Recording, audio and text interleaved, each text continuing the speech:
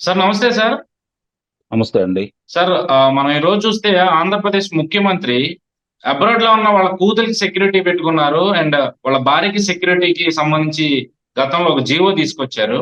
కానీ ఇప్పుడు ఆయన కుటుంబంలో ఉన్న మిగిలిన వాళ్ళ పరిస్థితి, మహిళలు ప్రధానంగా ఈరోజు వివేకానంద రెడ్డి గారి కుమార్తె సునీత గారు చూస్తే నిన్న కోర్టులో కేసేసిన పరిస్థితి.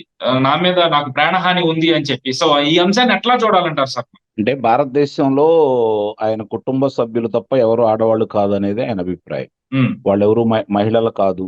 తన కుటుంబ హ్మ్. సభ్యులు, తన పార్టీ వాళ్ళు తప్ప మిగిలిన వాళ్ళెవరు కాదనేది జగన్మోహన్ రెడ్డి గారికి చాలా స్పష్టం. హ్మ్. ఒకనాడు ఓదార్పు యాత్ర చేసినప్పుడు షర్మిలారెడ్డి గారు, ఇప్పుడు హ్మ్. శాస్త్రి గారు అయిపోయారు. సొంత హ్మ్. చెల్లెలు. హ్మ్. కుటుంబ వ్యవహారాలు ఈరోజు రచ్చ చేసుకుంటున్నారు. కాకపోతే ఒకటి, ఆంధ్ర రాష్ట్ర ప్రజల అదృష్టం ఏందంటే హ్మ్. అంతఃపుర రహస్యాలన్నీ ఈరోజు ప్రజలకు తెలిసిపోతా ఉన్నాయి.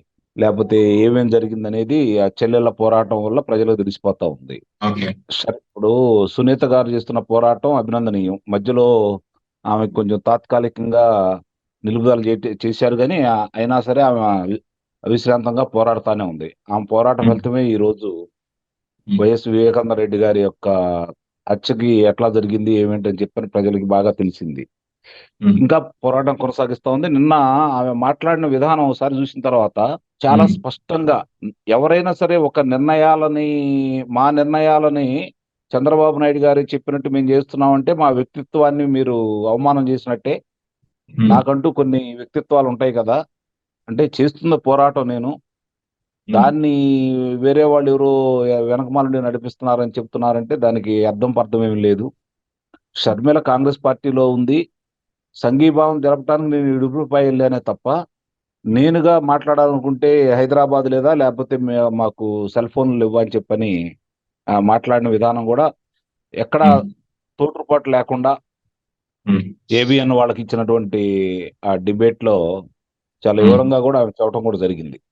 హ్మ్. వాళ్ళు ఒకటే మాట్లాడుతున్నారసలు. ఒక ముఖ్యమంత్రిగా నువ్వేంటి? పులివెందల్లో నువ్వు మా శాసనసభ్యులు గదా! నీ హ్మ్. పులివెందల్లోనే రక్షక భట నిలయానికెళ్ళి వాళ్ళు ఫిర్యాదు చేసినప్పుడు, ఆ హ్మ్. వైఫల్యం నీది కాదా? అని చెప్పని చాలా స్పష్టంగా, సూటిగా ప్రశ్నిస్తా ఉందామె. ఇప్పుడు ఆ హ్మ్. ఇద్దరు చెల్లెళ్ళు ప్రశ్నించేదానికి ఈయన దగ్గర సమాధానం ఏముంది చెప్పండి?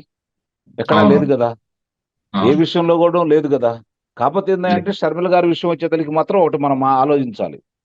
ఈరోజు ఆంధ్ర రాష్ట్రంలో ఈ ఈ ప్రభుత్వం అధికారంలో రావటానికి సింహభాగం షర్మిల గారికి కూడా చెందుతుంది. ఖచ్చితంగా. పాదయా ఆ!